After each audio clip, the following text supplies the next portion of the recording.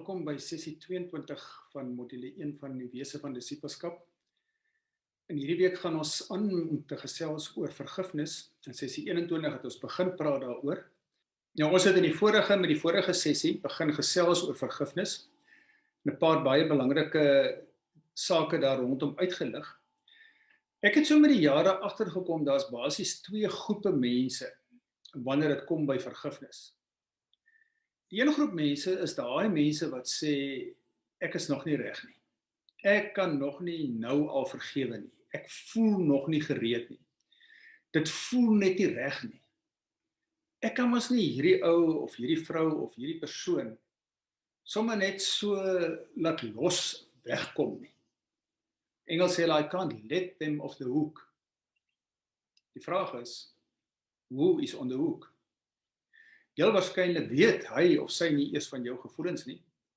Gaan hulle rustig aan met hulle lewens, dis eintlik jy wat aan die hoek vas is, nie hulle nie. Ek wonder dikwels wanneer hierdie mense dink, wanneer gaan daai gevoelens nou eendag verander? Wanneer sal hulle nou sogenaamd reg wees om te vergewe? Want jy sien wat baie keer dan gebeur is, sulke mense stook daai gevoelens. Hulle hou dit aan voer, met nog meer gedagtes van hoe verskriklik onregverdig was die optrede van die of daai. Hulle loop en top daaroor, dink daaroor in die nag as hulle in die bed rondrol en dink wat hulle kan doen om daai mense terug te kry. So, daai gevoelens gaan nie verander nie, want hulle word meeste van die tyd eintlik gevoer om nog sterker te word. En intussen is dit besig om jou fisies aan te val, jou liggaam aan te val. Want as iemand met 'n wrok rondloop in woede en haat en onvergewensgesindheid, kan dit jou letterlik fisies siek maak. Dit is sleg vir jou liggaam. As dit by vergifnis kom, soos eintlik maar alle ander sake rondom disippelskap, gaan dit nie oor hoe jy voel nie. Dit gaan oor die vraag, wie is die Here in jou lewe? Is jy werklik 'n disipel van Jesus Christus? Is hy werklik jou Here? En as hy jou Here is, dan het jy eintlik nie 'n keuse nie. Want dan vra die Here van jou lewe vir jou, die koning van die heelal, vra direk van sy volgelinge, vergewe mekaar, soos wat ek julle vergewe het. Net soos. En dit is onvoorwaardelik, sonder enige terughouding, met 'n absolute oorgawe. So dit gaan nie oor hoe jy voel nie, dit gaan oor gehoorsaamheid. As jy werklik glo, hy is my Here, dan staan nie veel van 'n keuse nie. Dan vra dit om hom te gehoorsaam. So vir hierdie groep wil ek baie sterk aan, jy moenie langer uitstel nie, moenie dit langer op die ys hou nie. Jy doen net skade aan jouself wanneer jy aanhou loop met daai gevoelens. Gaan na hierdie sessie toe, werk deur die oefening wat ons daar aanbeveel, en jy sal agterkom, as jy dit doen, en werklik dit alles toepas wat daar staan, dat God die vermoë het om nadat jy in gehoorsaamheid opgetree het, wel daardie gevoelens ook te verander. Nou, dis ook normaal dat dit nie altyd direk permanent verander nie. Daar kan op 'n dag kom dat jy weer so iemand raakloop en skielik is daai gevoelens terug. Dit beteken nie dat vergifnis nie werk nie. Dit beteken net dat jy 'n mens is. En dat jy moet weer teruggaan daarna toe en sê, maar ek het vergewe en ek staan daarby en ek hou daarby. En soos wat jy aanhou vergewe, sal daar 'n dag kom wat jy niks meer negatiewe of slegte gevoelens rondom daardie persoon koester nie. Daar sal eerder 'n teerheid, 'n soort van 'n jammerte, 'n omgee vir daardie mens in jou hart kom. So die tweede groep mense is mense wat baie dikwels sê, ag nee wat, as dit by vergifnis kom, dan is ek alright. Ek het niemand om te vergewe nie. Ek is vir niemand kwaad nie. Ek is okay met almal. Nou as dit is soos jy voel, dan wil ek iets anders aanbeveel. Dan wil ek vir jou vra, gaan iewers eenkant waar jy stilte het, maak tyd daarvoor. Gaan sit dan ook met hierdie oefening, en voordat jy na die sessie toe gaan, bid en vra vir die Here, Here, wie is daar wat U wil hê dat ek vandag moet vergewe? Natuurlik moet jy dan nou 'n notaboek en pen by jou hê, en dan terwyl jy op die Here wag na jy daai vraag gevra het, skryf maar net die name neer wat by jou gedagtes opkom. En ek wil amper sê, maak maar seker dat jy genoeg papier het. Want jy sien, ons vergeet baie maklik. Hierdie groep mense het so die geneigtheid om goed sommer net so weg te bære, so bietjie te onderdruk, te maak asof dit nie saak maak, asof dit my nie geraak het nie. Maar hier die binne krap het tog maar.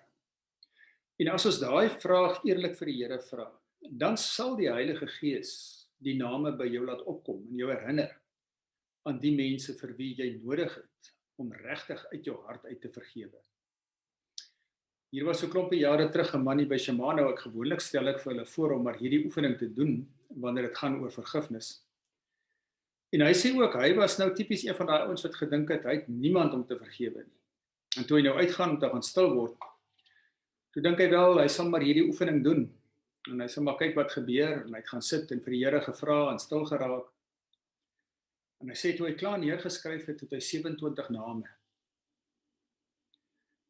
Nou, ek self het daai oefening al verskeie kere gedoen. En elke keer is ek verras deur die name wat na vore kom. Soms is dit iemand na aan jou, soms is dit iemand lang terug in jou verlede. Die eerste naam wat by my opgekom het, die eerste keer toe ek die oefening gedoen het, was die naam van 'n onderwyseres wat ek in graad 3 of 4 gehad het. Ek het nooit eers meer daaraan gedink nie. Maar die Heilige Gees weet wanneer so iets nodig is. Soms is dit jou man of jou vrou wat jy nie eers wil erken jy's voor kwaad nie. Of jou ouers, pa of ma. Soms is dit selfs vir God self wat mense kwaad is en nodig het om te vergewe. Nou, al weet ons, God kan niks verkeerd doen nie, is dit 'n sielkundige ding hier binne ons, dat ons soms voel dat iets wat met ons gebeur het, kon God gekeer het, of kon hy voorkom het, en hy het dit nie gedoen nie, en daarom loop mense baie keer met woede teenoor God. Dan is dit nodig om daardeur te werk, en met hom daaroor te praat. Dit help nie om dit weg te probeer steek nie. Wees eerlik daaroor, werk hierdie oefening deur, wat ons aanbeveel, en vergewe, wie ook al na vore kom. Ek is baie oortuig daarvan dat vergifnis die een aspek van die lewe van die disipel is wat ons nooit ligtelik kan opneem nie. Dis iets wat ons maar voortdurend aandag aan moet gee en moet herbesoek. Moet hierdie vraag na die Here toe gaan, Here, wie is daar wat ek nou moet vergewe? En jy sien mense wat vergewe en regtig seker maak alles is afgehandel hier binne teenoor mense in verhoudinge. Leer wat dit is om lig te lewe. Daar kom 'n ligtheid, 'n vryheid, 'n openheid in jou verhoudinge teenoor God en teenoor ander mense. Daar kom weer 'n lag in jou oë, in jou hart. Daar kom 'n vrolikheid. Terwyl mense wat dit nie kan doen nie, en daai goed maar net aan mekaar wegbêre. Baie keer is dit selfs teen 'n groep mense, ons kan hulle nie vat nie. Hulle maak so droog. Hulle mors alles op. Hulle is sis of hulle is so. Mense raak kwaad. Hulle kan nie vergewe nie. Hulle wil nie vergewe nie. En daai gevoelens maak dat jy later swaar leef. Dat jy nie vreugde meer ken nie. Dat daar niks meer is wat jy oorlag of opgewonde kan raak nie.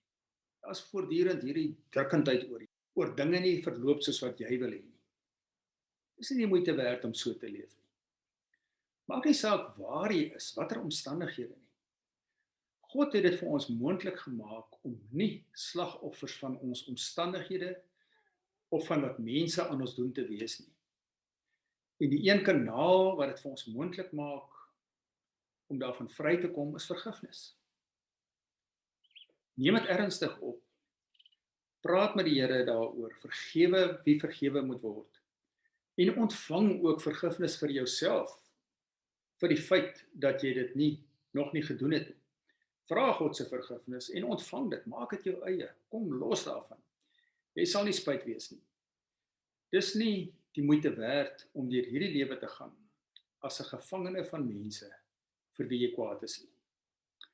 Baie dankie dat jy weer saam geluister het. Volgende keer praat ons verder.